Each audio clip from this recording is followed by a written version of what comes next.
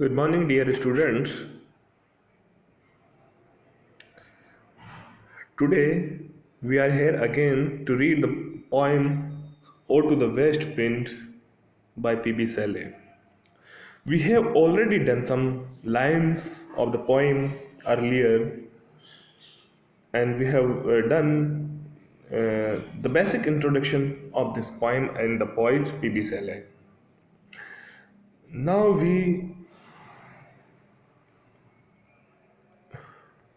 we are starting the last lines, the last two lines of the uh, first stanza of the poem. Wild spirit, which art moving everywhere, destroyer and preserver, here oh here. यहाँ पे poet ने west wind को destroyer और preserver दोनों के रूप में बताया है। डेस्ट्रॉयर क्यों बताया है? डेस्ट्रॉयर इसलिए बताया कि जो वेस्ट विंड होती है उसके प्रभाव से जो जो डेड लीव्स होती है, जो सूखी पत्तियां होती है, वो ऑटम सीजन पे झड़ जाती है, उनका अंत हो जाता है, तो इसलिए उनको डेस्ट्रॉयर बताया गया है। और प्रिजर्वर इसलिए कहते हैं कि जो जो वेस्ट विंड की वजह से जो सीड्स होते हैं, जो बीज होते हैं, वो ज़मीन में चले जाते हैं और वो सर्दी से बच जाते हैं और अपने समय पे अपने अपने टाइम पे स्प्रिंग सीजन में वो अपना एक फसल के रूप में या पेड़ के रूप में प्रोड्यूस होते हैं। इसलिए पोइट ने वेस्ट विंड को डिस्ट्रॉयर एंड प्रिजर्वर के रूप में बताया है। Poet describes its effect on the trees and land. The west wind drives before it the decaying leaves of the trees. It also carries the winged seeds to places where they are protected during bitter winter. मतलब जो कड़ाके की जो सर्दी होती है उसमें जो जो सीड होता है उसको ये कहीं ना कहीं बचाता है, प्रोटेक्ट करता है। These seeds sprout into flowers and various colors when the spring comes. और जब स्प्रिंग आती है, तो ये जो सीड्स होते हैं फ्लावर्स के रूप में, डिफरेंट कलर के फ्लावर्स के रूप में वो आते हैं।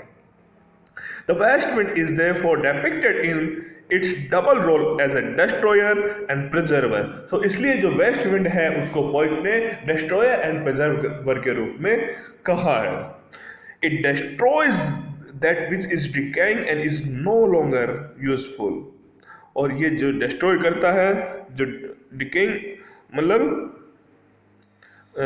डिस्ट्रॉय करता है उन लीव्स को जो जिनका यूज नहीं है। The west wind appeals to Shelley's temperament, especially in its wild aspect.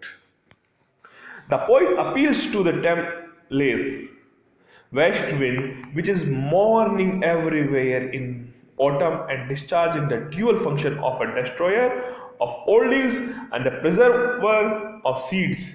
He implores it to listen to what he has to say. Here, oh here.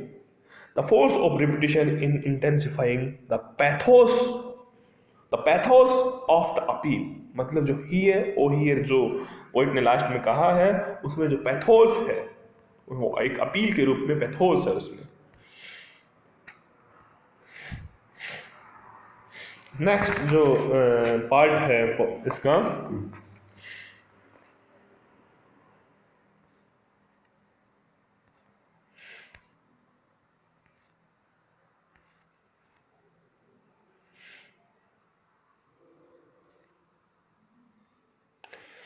thou on whose stream mid the steep skies commotion low clouds like earth's decaying leaves are said shook from the tangled bough of heaven and ocean. Angels of rain and lightning there are spread on the blue surface of thin airy cells like the bright hair uplifted from the head of some false mean. Even from the dim verge of the horizon to the zenith's height, the locks of the approaching storm thou dull.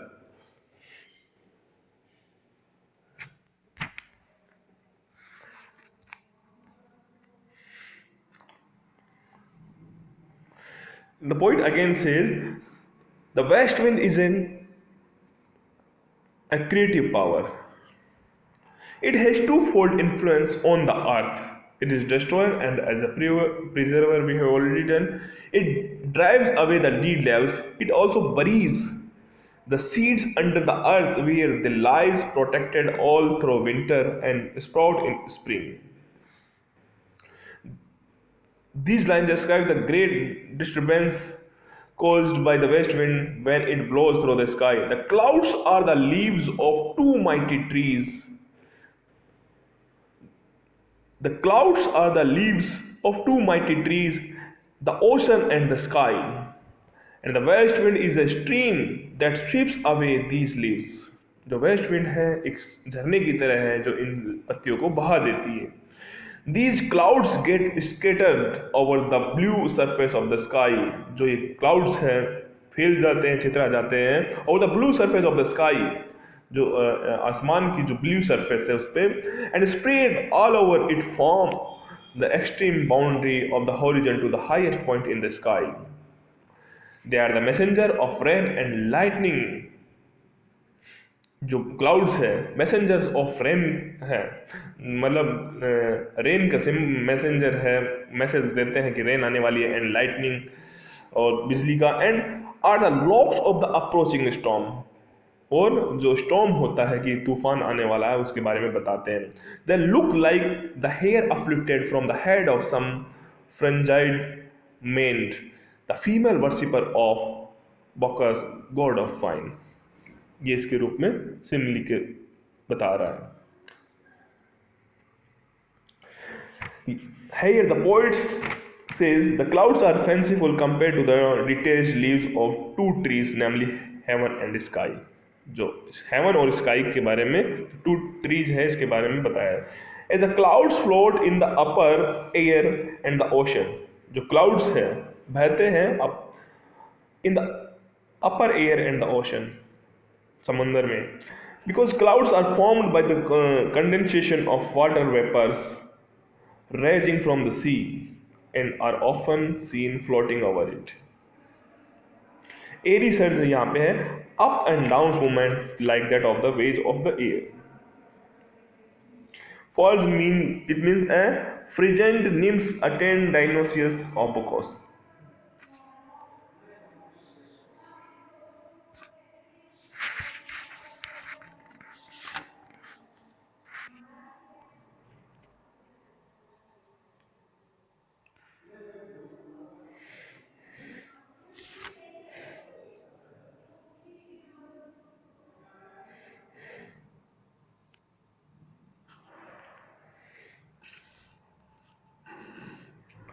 Thou dost of a dying year to which this closing night will be the dome of a vast sepulchre vaulted with all thy congregated might of vapors from whose solid atmosphere bleak rain and fire and hail will burst, O here.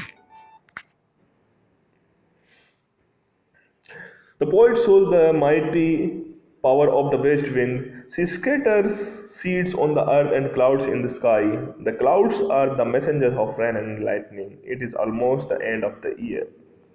The poet imagines the whistling sound of the west wind to the dirge of the dying year. The year is dying, the west wind is the funeral song over the death of the year.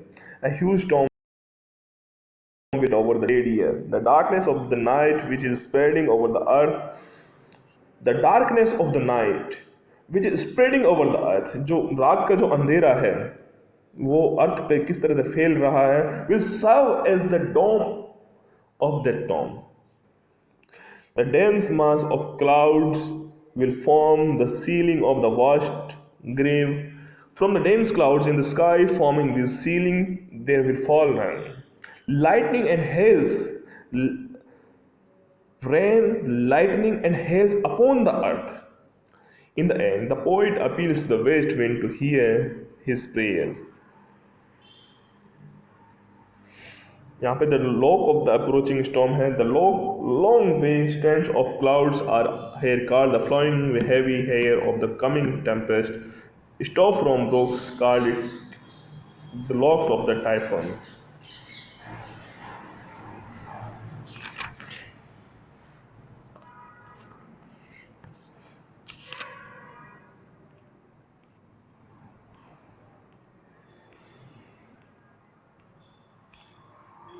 This is a very long poem.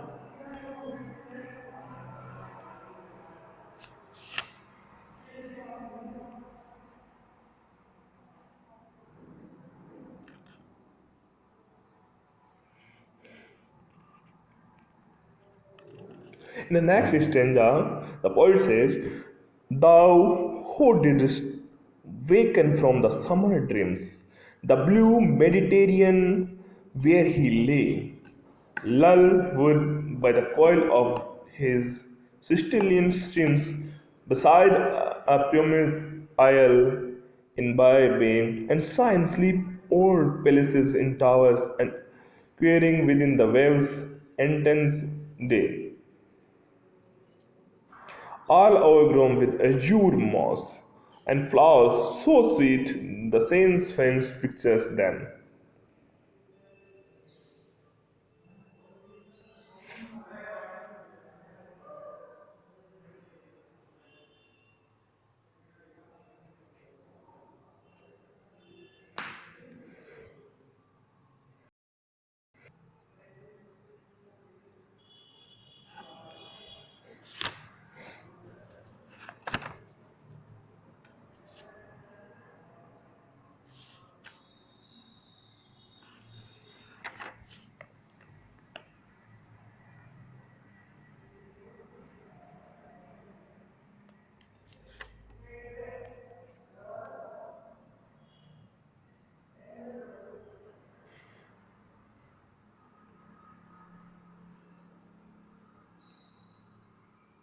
The poet pictures the power of the west wind. It drives away dry leaves. The west wind disturbed the Mediterranean in his sleep. During summer, the Mediterranean, soothed by the pleasant sound of bright rivers which fell into his waters, had gone to sleep near an island made of lava by a bay, not far from Naples. In his sleep, the Mediterranean had dreams. From the dreamful sleep, the Mediterranean was aroused by the violence of the west wind. In this sleep, the Mediterranean dreamed of old palaces, and towers of the cities buried under the sea during earthquake and volcanic eruptions, slightly trembling in the bright and clear light of the ocean below the surface. On these palaces and towers, masks overpowering sweetness grow that the very thought of them comes laden with such a heavy perfume that the poet sense faints while the picture them. जो Mediterranean है Italy के नज़दीक की रूप में बताया है यहाँ पे।